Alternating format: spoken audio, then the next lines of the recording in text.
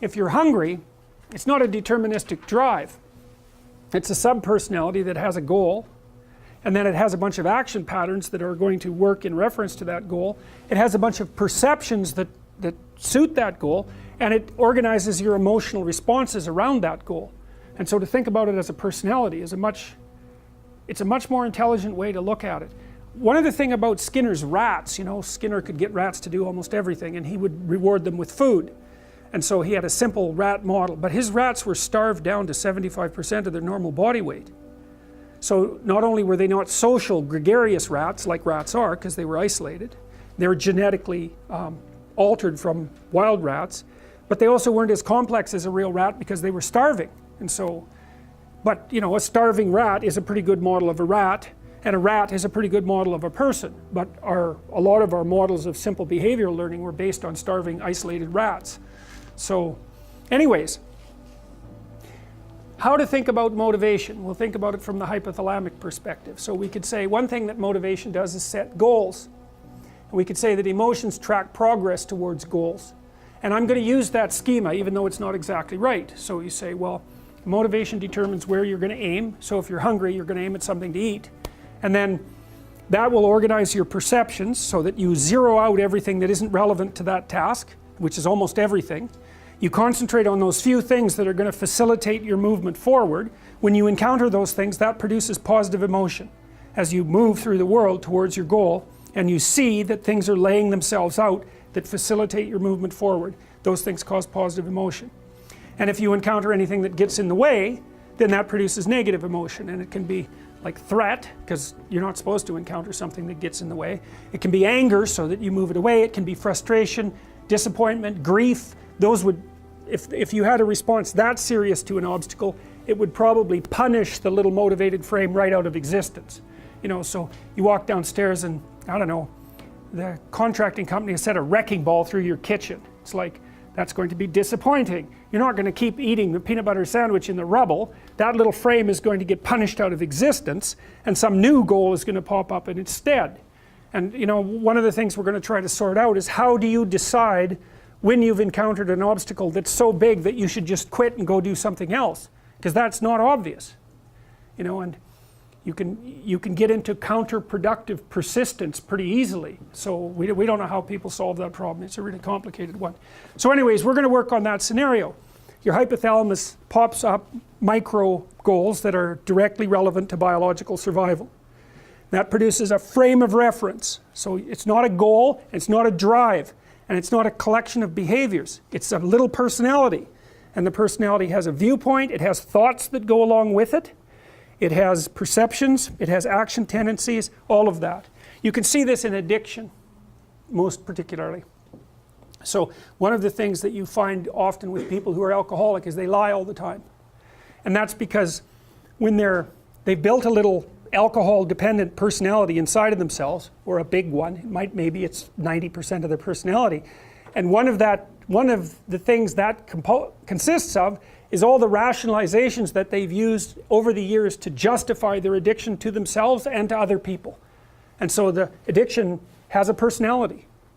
You know, and so when the person is off, or maybe they're addicted to meth or something like that, where you know the addiction is more, it's more short-term powerful, than I would say, than an alcohol addiction. They'll say anything, and the words are just tools used to get towards the goal. And if they happen to be deceptive, whatever, it doesn't matter.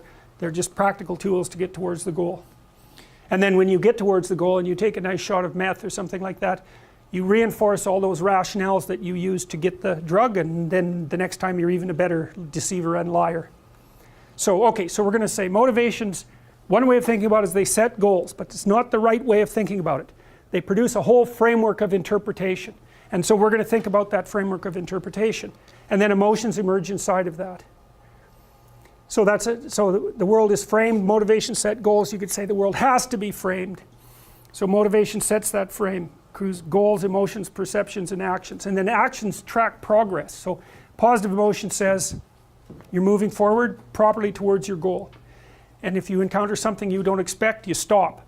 That's anxiety. It's like, oh, we're not where we thought we were. And so we don't know what to do. So we should stop because we don't know where we are or what we're doing. Stop, frozen. And then the more powerful negative emotions like pain, they might make you get out of there.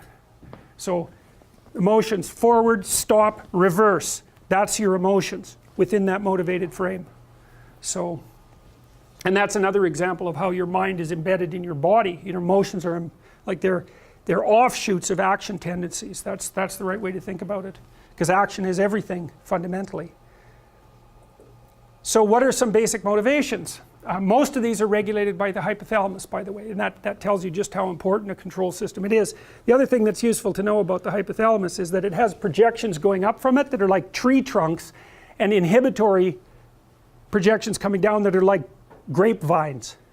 So you can kind of control your hypothalamus as long as it's not on too much, but if it's on in any serious way, it's like it wins. So partly what you do to stop yourself from falling under the dominion of your hypothalamus is to never ever be anywhere where its action is necessary, right? You don't want to go into a biker bar because you might find yourself in a situation where panicked defensive aggression is immediately necessary. You probably don't want that. You don't want the panic, you don't want the terror, you don't want the frenzied fight, you don't want any of that. You don't want to have to run away in absolute panic. So you just don't go there. And a huge part of how we regulate our emotions is just by never going anywhere where we have to experience them. And so that has very little to do with internal inhibitory control and everything to do with staying where you belong. So, okay.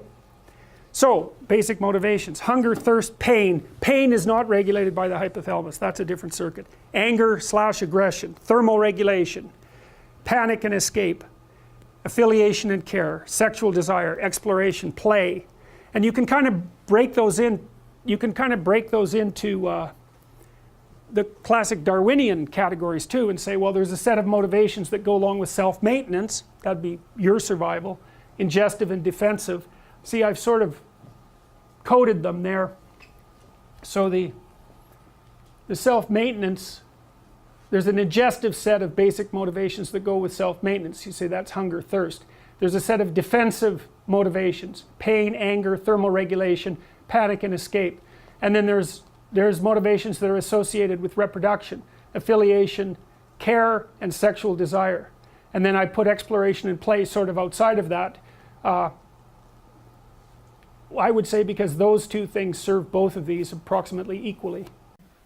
When I went to Harvard, I came from McGill, and I had spent a lot of time with my advisor there and a research team that he had, trying to understand the genesis of antisocial behavior, and among adolescents mostly. So, well, as kids as well. Antisocial behavior is very persistent. So if you have a child who's conduct disordered at the age of 4, the probability that they will be criminal at the age of 15 or 20 is extremely high. It's unbelievably stable. It's a very dismal literature because you see these early onset aggressive kids and it's persistent. And then you look at the intervention literature and you throw up your hands because no interventions work. And believe me, psychologists have tried everything you could possibly imagine and a bunch of things that you can't in order to ameliorate that. So we were really interested in trying to understand, for example, if you're antisocial by the age of 4, then there isn't an intervention that seems to be effective. So, and the standard penological theory is really quite horrifying in this regard, because what you see is that male aggression peaks around the age of 15 and then it declines fairly precipitously and sort of normalizes again by the age of 27. And standard penological theory essentially is this cold-hearted. It's like if you have someone who's a multiple offender, you just throw them in prison till they're 27. Then they age out of it. And that's all there is to it. That's what we've got. Now there's some downside to that because there's a corollary literature that suggests that the worst thing that you can do with antisocial people is to group them together, which is what we do in prisons. So that's a whole mess. Anyways, one of the things we were doing was trying to see if there might be cognitive predictors of antisocial behavior. And so we used this battery of neuropsychological tests that was put together at the Montreal Neurological Institute. It took about 11 hours to administer and hypothetically assessed prefrontal cortical function. And we computerized that and reduced it to about 90 minutes and then assessed antisocial adolescents in Montreal, and found out that they did show deficits in problem solving ability that we associated with prefrontal ability. When I got to Harvard, I thought, well, that's interesting. We could use the neuropsych battery to predict negative behavior.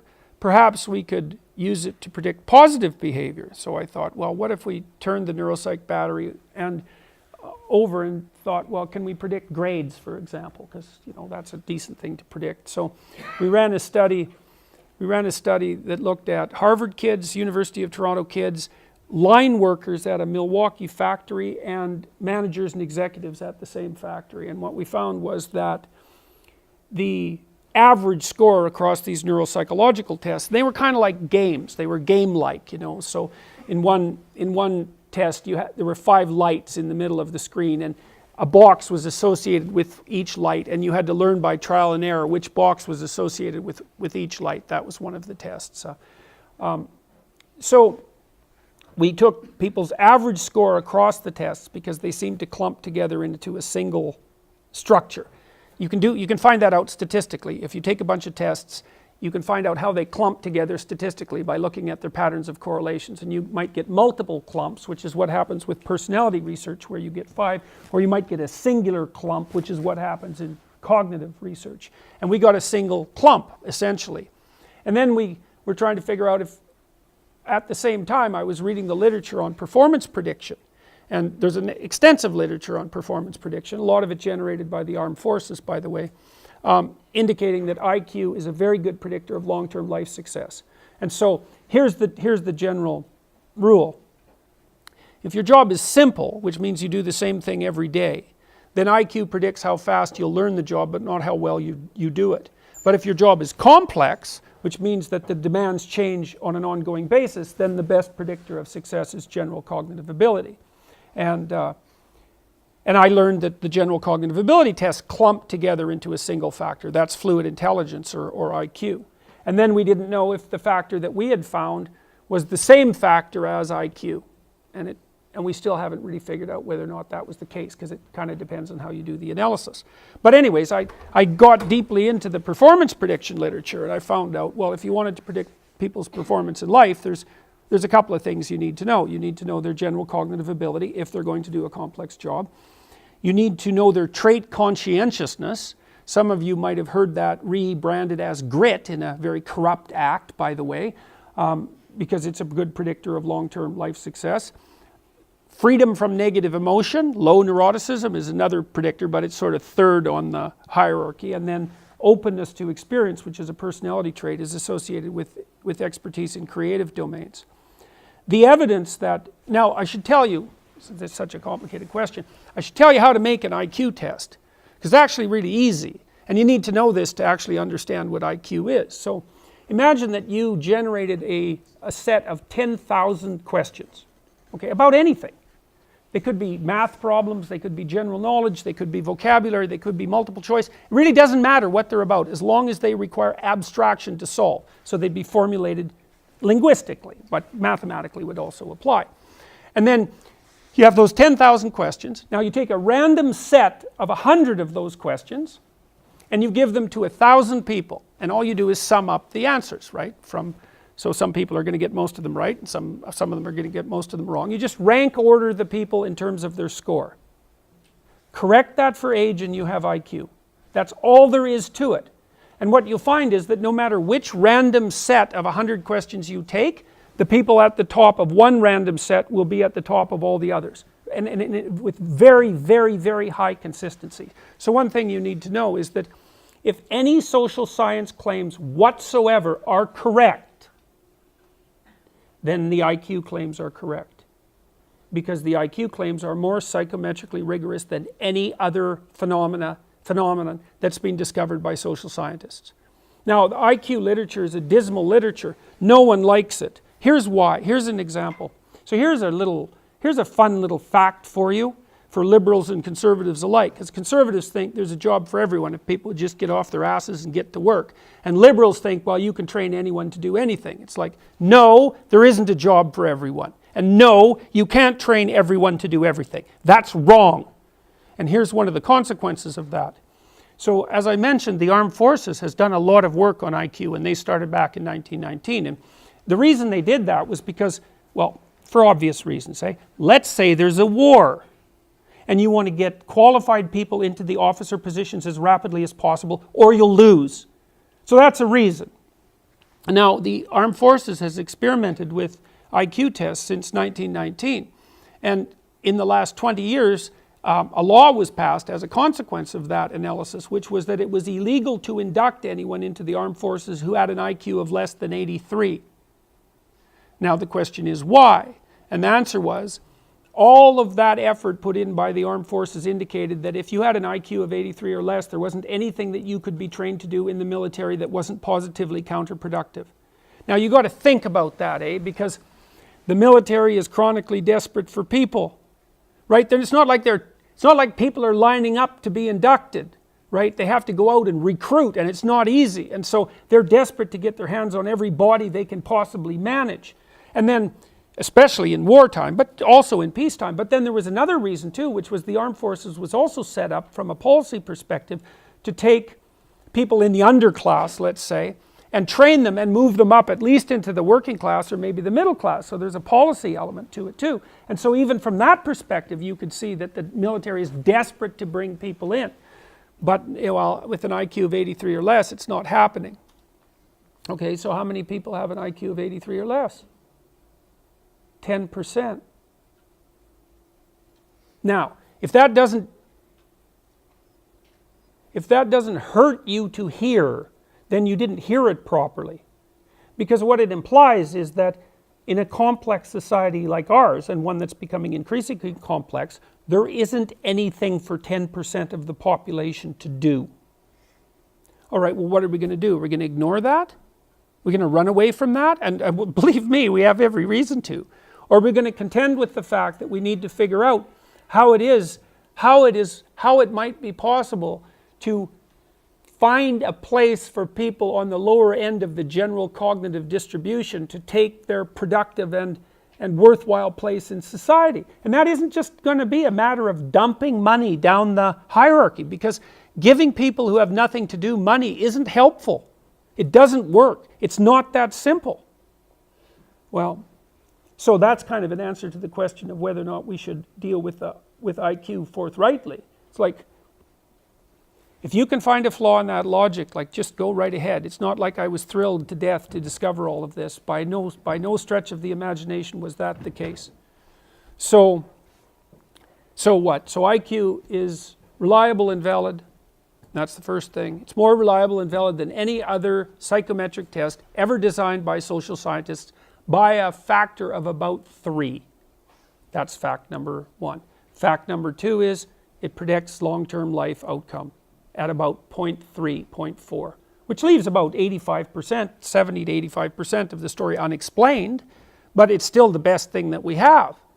Well, it's also the case that in places like Great Britain, when IQ tests were first introduced, they were actually used by the socialists, and they were used to identify poor people who had potential, cognitive potential, and to move them into institutes of higher education.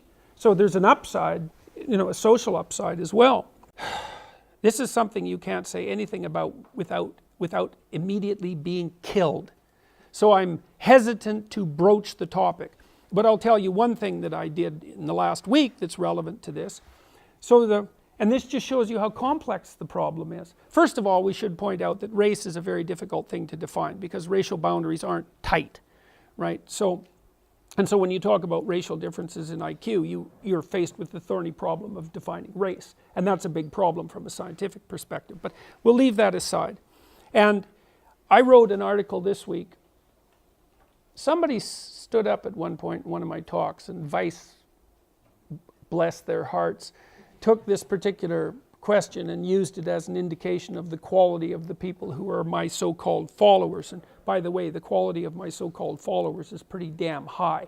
And you can find that out quite rapidly just by looking at the YouTube comments, which are head and shoulders above the standard set of YouTube comments, I can tell you that.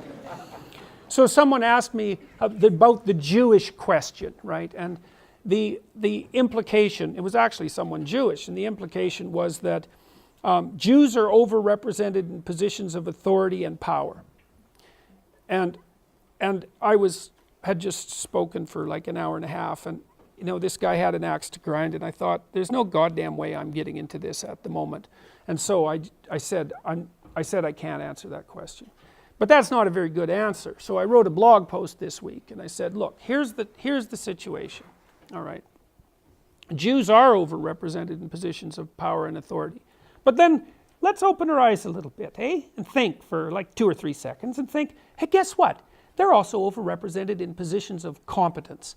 And it's not like we have more geniuses than we know what to do with. And if the Jews happen to be producing more of them, which they are, by the way, then that's a pretty good thing for the rest of us. So let's not confuse competence with power and authority, even though that's a favorite trick of the radical leftists, who always fail to make that distinction. Well, why does this overrepresentation occur? Because it does. There's also overrepresentation in political movements, including radical political movements. Okay, why? Well, answer 1, Jewish conspiracy. Okay, that's not a very good answer. We've used that answer before. All right, but do we have an alternative? Well, here's an alternative. The average Ashkenazi IQ is somewhere between 110 and 115, which is about 1 standard deviation above the population average. And so what that means is that the average Ashkenazi / European Jew has an IQ that's higher than 85% of the population. That's a lot higher. Now, that doesn't make that much difference in the middle of the distribution, okay? But geniuses don't exist at the middle of the distribution. They exist at the tails of the distribution. And you don't need much of a move at the mean to produce walloping differences at the tails. And the tails are important because a lot of where we draw exceptional people from the exceptions, right? So here's another example of the same thing. Most engineers are male. Why? Because men are more interested in things and women are more interested in people. And you might say, well, that's sociocultural. It's like, no, it's not. And we know that because if you stack up countries by their egalitarian social policies, which you can do quite effectively, and then you look at the overrepresentation of men in STEM fields, the overrepresentation increases as the countries become more egalitarian. So it's not sociocultural.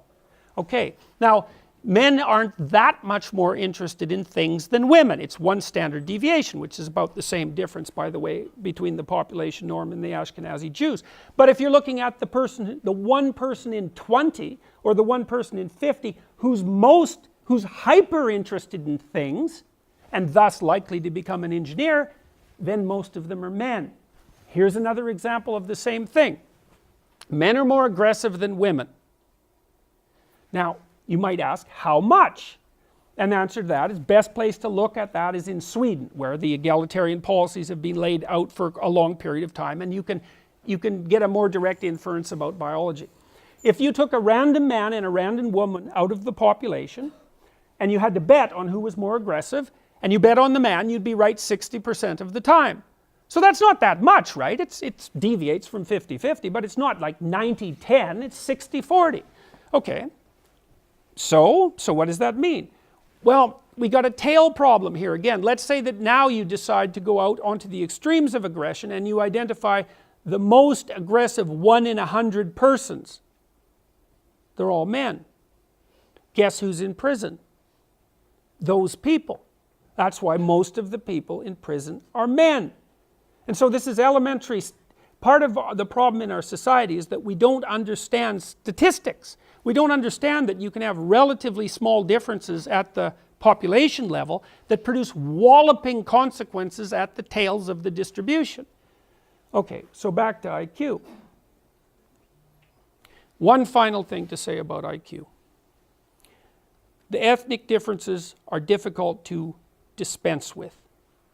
It's not easy to make them go away. You can say, well, the tests aren't culture fair. Well, here's a test of that. So imagine you test group A with an IQ test and you test group B with an IQ test, and then you look at their actual performance in whatever you're predicting. if the test was biased against ethnic group A, then it would underpredict their performance, and that doesn't happen. Now you could say, well, there's systemic bias in the performance measures and the potential measures, and that's a possibility. All right. Now, one other thing about that. There's a real danger in the ethnicity IQ debate, and the danger is that we confuse intelligence with value, or that we confuse intelligence with human value. That's a better way of thinking about it. And one of the things that we're going to have to understand here is that that's a mistake, is that being more intelligent doesn't make you a better person.